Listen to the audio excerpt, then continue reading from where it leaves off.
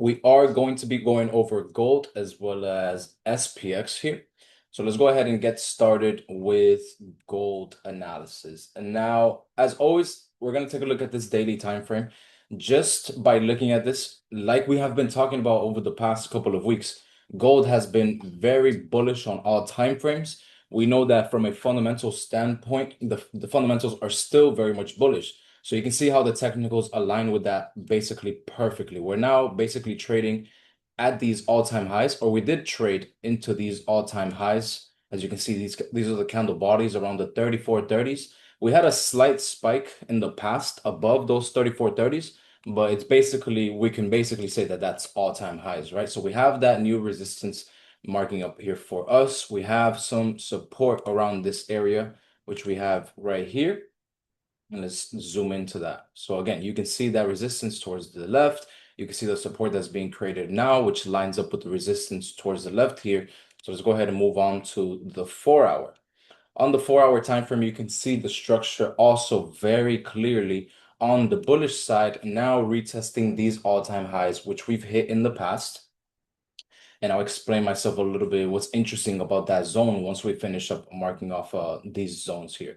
But the zones I want to mark off here on the 4-hour, this looks solid. I'm just going to make this a bit smaller here just to make it more precise.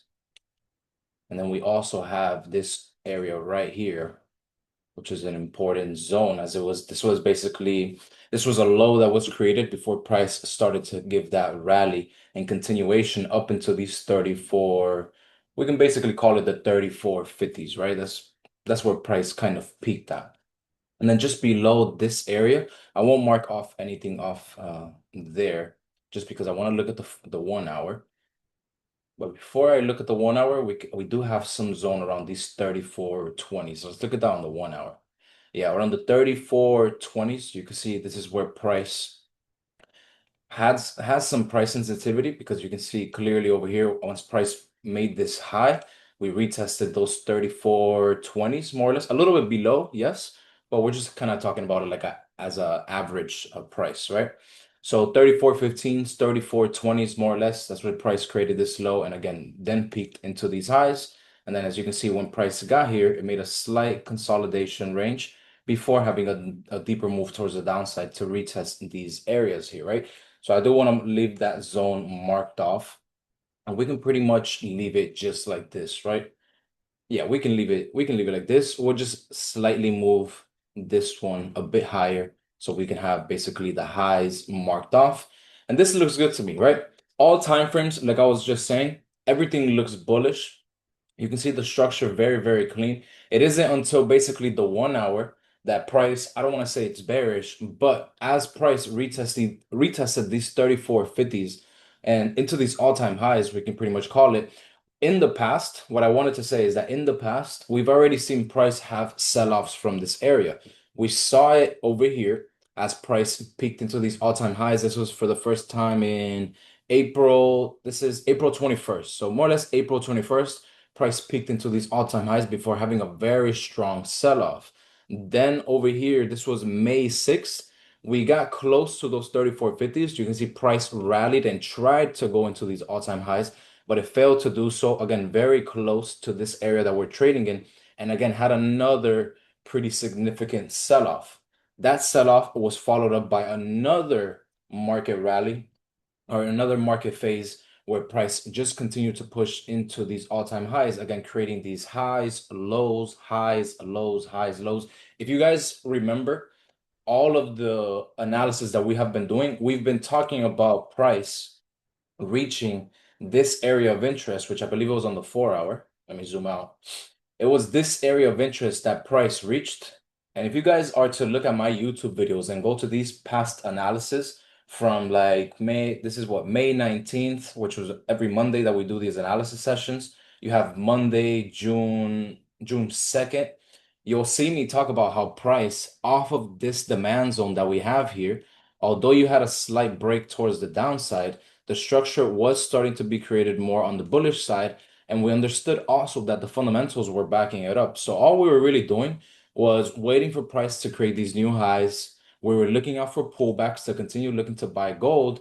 And you can see it wasn't a perfect rally towards the upside, But overall, it had very, very clean moves towards the upside. Even obviously some short-term moves towards the downside. But again, overall, if you just look at that structure, it's just highs, lows, highs, lows, highs, lows, right? Constantly over and over again, right?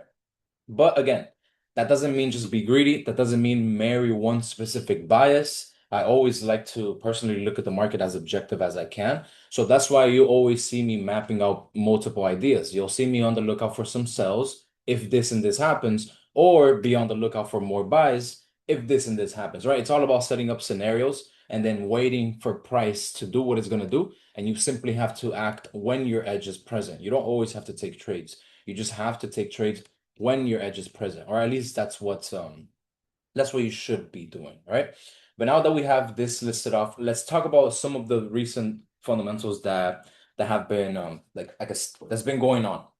So in case you guys don't know, over the past couple of weeks, or actually not past couple of weeks, but basically since last week, if I'm not mistaken, we had Israel launch some strikes, we'll just call it strikes, on Iran. And this started to really, if I'm not mistaken, this was like late last week. If I'm not mistaken, I can't remember exactly when it was, but I think it was late last week. And as soon as that happened, Iran, sorry guys, the microphone disconnected once again. But like I was saying, basically what that did is that cause for the market to start to have some fear. And we know with fear and uncertainty, gold is usually going to thrive on that information. So you can see very clear upside momentum that gold started to get towards the end of the week. And again, this is because of those fundamentals with Iran and Israel starting to fight. Now, this isn't like a full-on war. At least I don't even want to say just yet, because hopefully none of that happens. But what we're seeing is a little bit of fighting back and forth with Israel and Iran. But what's important for us to understand is that I saw an article earlier, but I'll pull up a summary, if anything, from Trading Economics, so that way I don't have to pull up the whole entire article. But what was important about the article that I read, which again it's on another one, is this right here. Investors' sentiment is improving following signals that Iran is seeking to ease tensions with Israel and resume nuclear negotiations. So I don't, what that basically is saying, or what I got from that is that Iran does not want to be fighting right now. I think they had enough. They had enough bombs on both sides, right? Because they're also launching strikes towards Israel. Israel is obviously retaliating back. So it's a little bit of back and forth, but they want to stop. They want to ease. So again, the market, it looks like it took a breather on that news. But overall, guys, really just continuing to follow the structure. I like this zone that price is at right now, this 3380 area. You can see it's this previous area of resistance where price broke above, retested, and continued to push towards the upside. Now we're retesting, right? So if we're gonna follow this structure that we're on, which you can put a trend line, you can do whatever you want. I'm not a big fan of trend line. I'm more of a fan of structure. But again, clearly you can see the trend very, very bullish. So how I would like to set myself up over the next couple of sessions is if we can continue to get sellers exhaustion at this area of support, then I would really just be on the lookout for further buys.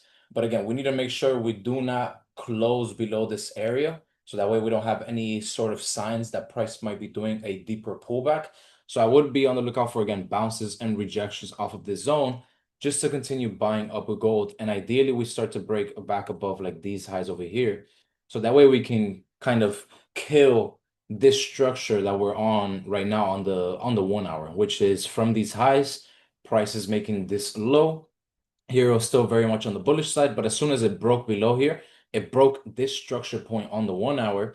So that's why ideally I would want to see price kind of right now how it's doing. It's rejecting this area, but I want to see it breaking above. Once we do start to break above that, then it starts to become a lot clearer that the bulls are still very much in control.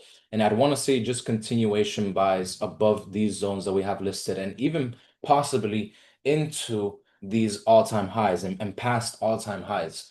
For sells, it would really just be price getting below this area. So let's say price doesn't show any seller exhaustion. We continue to see strong sellers in the market.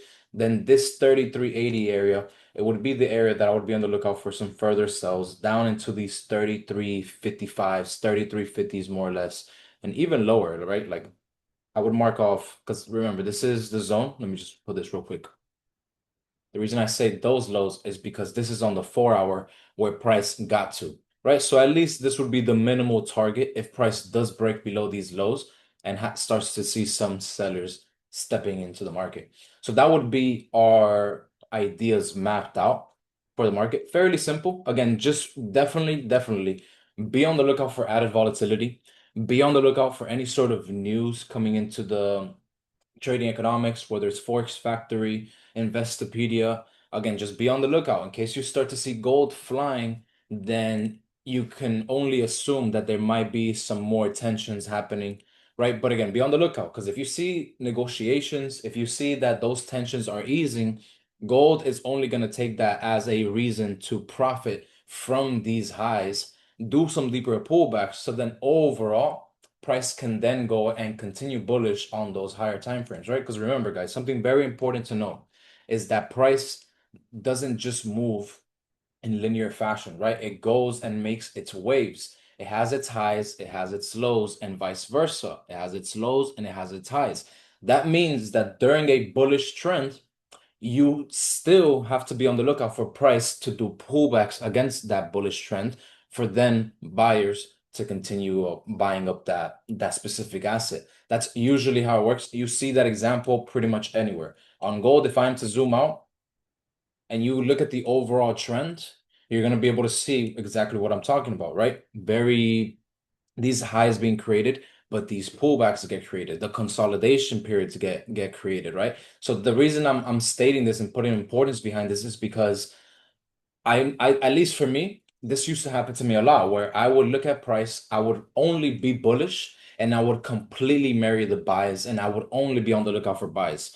Although this can be beneficial in the sense of like it increases probabilities for you because you're following the overall trend, it can also be bad because that means you're creating a bias to the market. So you're bringing a bias to the market, and although your bias might be correct, your timing could be wrong. So if you're very married on buys and prices, let's say getting to this area, rather than you being patient and waiting for price to give you a real entry confirmation, you're just going to look at this as a pullback.